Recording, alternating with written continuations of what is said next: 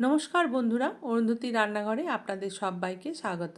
আশা করি সকলেই ভালো আছেন। আজকের রেসিপি শীষ পালং ঘন্ট। এই শীতকালে এই শীষ পালংটাই পাওয়া যায়, অন্য সময় বছরে কিন্তু এই শীষ পালং পাওয়া যায় না। তাই এই সময় এই রান্নাটা খেতে দুর্দান্ত হয়। চলুন কিভাবে রান্নাটা করেছি আমি দেখাই।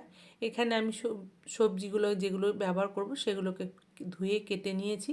এখানে কুমড়ো আছে, মূলো আছে, শিম আছে, মটরশুঁটি, আলু, ধনেপাতা, গাজর, বেগুন, বিনস নিয়েছি।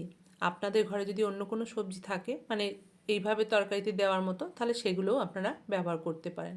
এদিকে আমি পালং শাকটা ভালো করে ধুয়ে কেটে নিয়েছি এবং এটাকে একটা ঝুড়ির মধ্যে জলটা ঝরাতে দিয়েছি। শীতকালে নানা রকম সবজি পাওয়া যায়, তার মধ্যে কিন্তু এটা একটা অন্যতম, আর এর স্বাদটাও কিন্তু অতুলনীয়। এদিকে আমি গ্যাসের মধ্যে কড়াইটা বসিয়ে বেশ কিছুটা তেল দিয়ে দিয়েছি। এখন কোনো ফোড়ন দেব না, আগে সবজিগুলোকে ভেজে নেব। এগুলো আমি আলাদা করে ভাজার কোনো দরকার নেই, একসাথেই সব সবজিগুলো আমি দিয়ে দেবো, দিয়ে ভেজে নেব। আর এই সমস্ত সবজিগুলোর সাথে পালং শাকের স্বাদটা কিন্তু আরও ভালো হবে।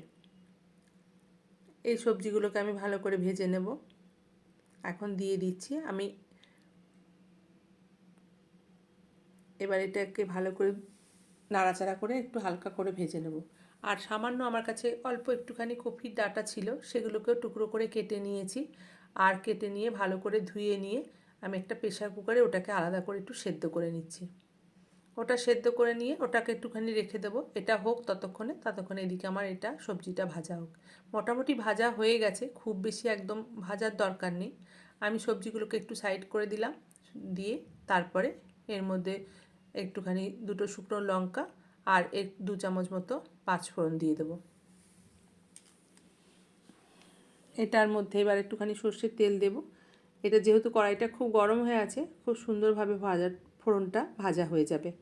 আর তার মধ্যে আমি সবজিগুলোর মধ্যে এটা মিশিয়ে দেবো। আর এদিকে আমি একটা রেগুলার মশলা, যেগুলো জিরে গুঁড়ো, ধনে গুঁড়ো, লঙ্কা গুঁড়ো, হলুদ গুঁড়ো আর লবণটাও এর মধ্যে আমি দিয়ে দিয়েছি। দিয়ে ওটাকে একটু সামান্য জল দিয়ে বাটিতে রেখেছি, একটু আদা বাটা দিয়েছি, দিয়ে সব কিছু একসাথে ওটাকে রেখে দিয়েছি। আর পাঁচফোড়নটাও সবজির সঙ্গে মিশিয়ে দিলাম। এবার আমি মশলাটা দিয়ে দিলাম। এই মশলার মধ্যে আমার মোটামুটি সব কিছু দেওয়া আছে, শুধু মিষ্টিটা আমি পরে দেবো। সবজিগুলো আর ডাঁটাটা একটু সেদ্ধ হয়ে গেলে তারপর দেবো। এটাকে একটুখানি ভালো করে নাড়াচাড়া করে নেব।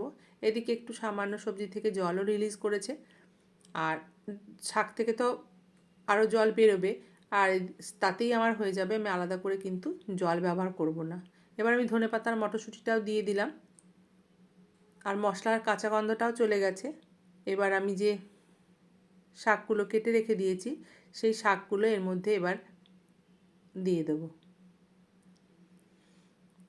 এবার এই শাকগুলো দিয়ে দেওয়ার পর কড়াইটা পুরো ভর্তি হয়ে যাচ্ছে, সেজন্য নাড়তে একটু অসুবিধা হবে। তা সামান্য একটু কমে আসলে তারপরে ভালো করে এটাকে মিশিয়ে দেবো। এখন আপাতত একটুখানি এরমভাবে একটু যতটা পারবো ততটা নেড়ে দেবো, নইলে পরে বাইরে পড়ে যাবে। এবার যে কপির ডাঁটাটা সেদ্ধ করে রেখেছিলাম, সেই কপির ডাঁটাটাকেও একটু জল ঝরিয়ে এটাকে আমি এর মধ্যে দিয়ে দিলাম। আর এটাকে আমি এখন একটু ঢাকা দিয়ে দেবো। তারপর 5 মিনিট পর আবার খুলে দেখছি জলটা কিন্তু একটু বেরিয়েছে, আর সবজিগুলোও কিন্তু অনেকটাই শুকিয়ে গেছে। আর দুটো আমি কাঁচা লঙ্কা, মানে লাল কাঁচা লঙ্কা দিয়ে দিলাম। আর এবার এখানে মিষ্টিটা দিলাম, কারণ সবজির জল যেহেতু বেরিয়েছে, সেহেতু সমস্ত সবজিগুলো আমার সেদ্ধ হয়ে গেছে। এবার এটাকে খুব ভালো করে একটু নাড়াচাড়া করে করে ঢাকা দিয়ে দিয়ে এইভাবে পুরো রান্নাটাই আমাকে করতে হবে, যতক্ষণ না পর্যন্ত একদম তরকারিটা মাখো মাখো হচ্ছে। আমরা অনুষ্ঠান বাড়িতে যখন যাই তখন দেখবেন এইরকম একটা সবজি, ঘরোয়া রান্না যখন হয় তখন এইভাবে একটা রান্না হয়, তখন সেটাতে মাছের মাথা, পেঁয়াজ রসুন দিয়ে করা হয়, সেটাও খুব ভালো হয়। তবে নিরামিষ রান্না আমি বলছি, আপনারা অবশ্যই এটা একবার বানিয়ে দেখতে পারেন, এটা কিন্তু খেতে সত্যিই খুব ভালো লাগে। আর এই পালং শাকের শীষ আর এই সবজি দিয়ে সব কিছু স্বাদটা একদম অন্যরকম হয়। আমি ওপর থেকে বেশ কিছুটা সর্ষের তেলও দিয়ে দিলাম, মানে 2 চামচ মতো সর্ষের তেল দিয়ে দিলাম, দিয়ে আবার ভালো করে এটাকে মিশিয়ে নেব।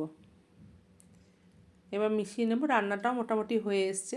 এবার আমি এটাকে ভালো করে মিশিয়ে নিয়ে একটা বাটিতে তুলে আপনাদেরকে দেখাচ্ছি রান্নাটা আমার কেমন হলো। একটা রঙিন রং বেরঙের সবজি, দেখতেও কিন্তু দুর্দান্ত, আর স্বাদও কিন্তু এর এক অন্যরকম, এবং খুব সহজভাবে এই রান্নাটা করা হলো। আমার ভিডিওটা যদি আপনাদের ভালো লেগে থাকে তাহলে অবশ্যই একটা লাইক, কমেন্ট, শেয়ার এবং চ্যানেলটিকে সাবস্ক্রাইব করে দেবেন। পাশে থাকা বেল আইকনটা প্রেস করে দেবেন, তাহলে সবার আগে নোটিফিকেশনটা আপনাদের কাছে যাবে। ভালো থাকবেন, সুস্থ থাকবেন, দেখা হবে নতুন একটা রান্নার ভিডিও নিয়ে। ধন্যবাদ।